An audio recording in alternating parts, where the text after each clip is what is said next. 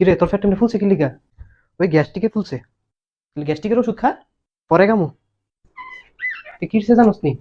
কিরছে আব্বা? তুই আস্তে একটা কাঁঠাল খাইলি শুধু, তোর ফ্যাটটা কাঁঠাল খাই ফুলছে?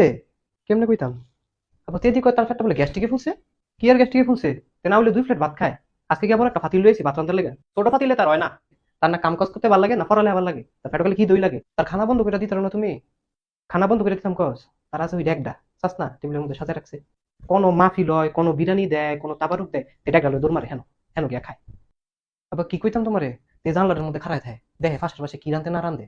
বাগো পালো খালি গ্রিলটা আছে, জানিতে ফাতিলটা লয়ে লই লাভ দিয়া। কি কইতাম তারে, তার লেগে কোনো খানা রাখতারি না আমি।